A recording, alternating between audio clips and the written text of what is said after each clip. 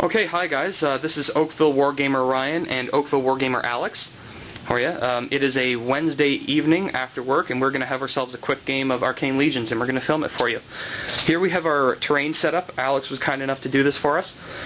Basically, what he's done is he created a whole mass of blocking terrain right down the center, a little bit on the side, and placed the two control points across from each other on a diagonal. Key to make sure that these terrain points were closer.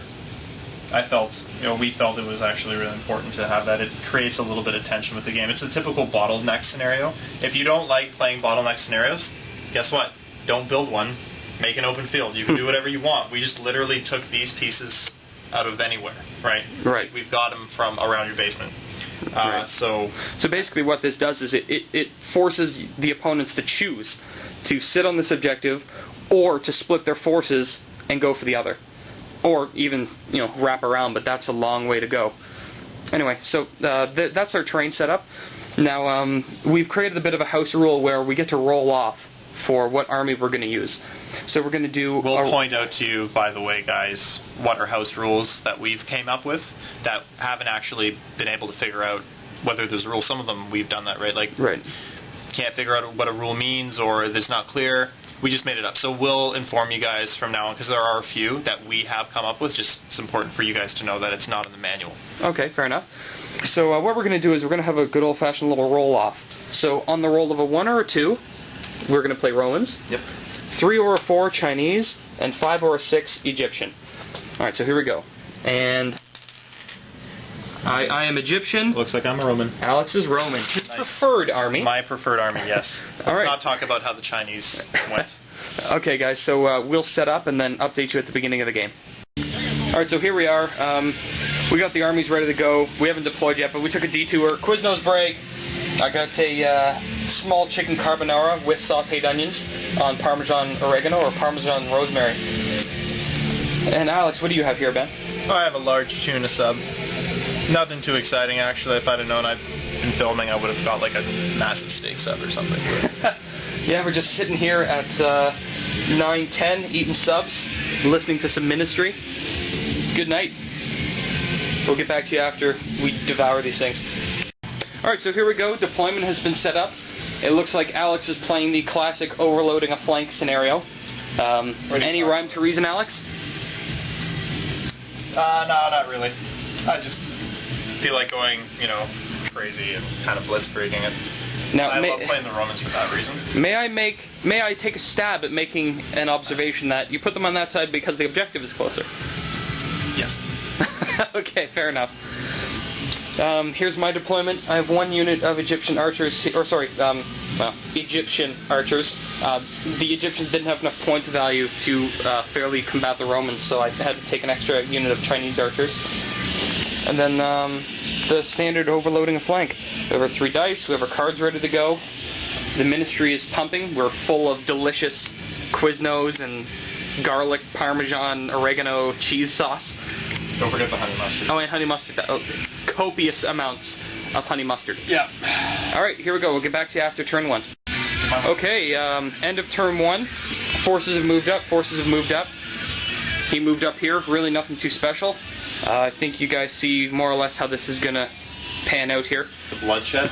Alright, get back to you at end of 2. Okay, bottom of 2. We each control 1 piece of objective terrain. My Egyptian archers shot their fire arrows into his unit of regulars, killing 4. Yep. He basically didn't have them regroup for defense. And that's all that's happened so far. We'll update you with 3. Okay, so this is the end of turn 3? 3 or 4. Yeah, 3. Yeah. Alright, so Alex, why don't you tell us what happened? Basically, I had my 7th Legion Regularis guys take a dive for it because I was getting shot by archers, so I figured I'd just spring, try to kill a unit, desperate attempt. I made a couple mistakes though. I didn't realize, see what's cool about being the Romans? If you'll take a look at your handy dandy utility cards here for every army, every single army in the Roman division is disciplined. That basically means that, I'm assuming you guys have read up on the rules. Yeah, keep going. Basically, if you've read up on the rules, you understand that if you want to push a unit at the very end of its turn to do something, you have to kill a guy, right? Yeah. The Romans are disciplined, so basically what happens is you can do that for free. And I didn't actually do that. I forgot, and I was like not thinking, so I didn't actually regroup them, even though their physical movement turn was up. I didn't end up regrouping them for defense, and I got slaughtered.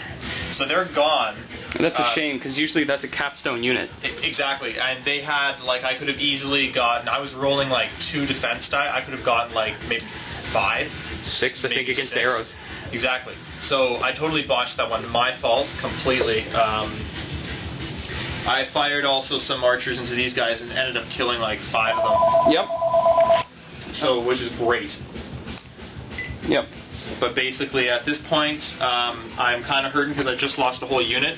As you know, Ryan gets a point for that as well as his victory point, so that does not put me at a good position right now. Mm-hmm. So I got to seriously think a little bit of defensive and offensive balance and strategy in there. So. Okay. Quick recap for the Egyptians. I left these guys where they were. I moved everything up. I moved my archers out of the way to make way for my heavy-hitting units to come in the rear. These guys were reduced down by 5 wounds on an archer attack. I also forgot to reform them for defense. It's a common mistake. Don't make it at home, kids.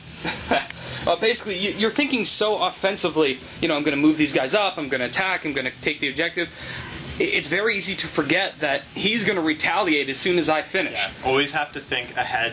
Think about what's going to happen the next turn. Don't think about even 2 turns. Exactly. You have to think ahead. You have to remember that these guys do defensive moves as well, and that will help you in the long term. Yeah. So basically, what happened was 5 guys got wasted by arrows. They moved up, won a partial combat against the regulars. I believe they killed 4 guys. Something like that. Lucky dice rolling. 4 or 5 guys. And then the archers finished them off short range with 6 wounds. Yeah. That was fire arrows. Completely murdered me. Yeah, the fire arrows right there. Awesomeness. Anyway, alright, so we'll get back to you at the bottom of 4. Alright, bottom of 4. I've moved my guys up into an attack formation. My archer shot at his commander and dealt 2 wounds. And those guys are just sitting on the objective. Alex, what did you do? Just basically moved my commander up a little bit. Didn't even realize that this unit over here was in range of that. I didn't even think they actually could shoot through that little area. I thought that was too tight, but it works. So I have to deal with that.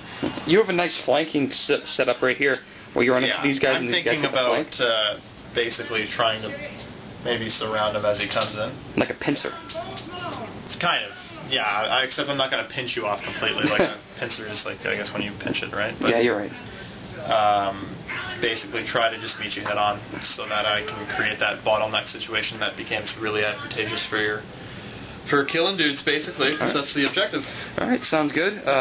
Apart from some lackluster rolling and more maneuvering, we really got our fastest units into the fray, and now we're just waiting for everything else to catch up.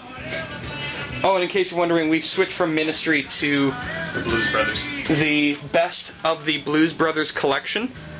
Also a great album to listen to while you play this game. A staple. It's adds a nice ambience. Yeah, it's a staple for any, multi-flavored, multi-genre music collection. It's just funky. Anyway, we'll get back to you. Bottom of 5. Oh yeah, sorry, the score. It is Ryan has 8, Alex has 6, mainly because I killed that large base for 2. Alright, we'll get back to you. Bottom of 4.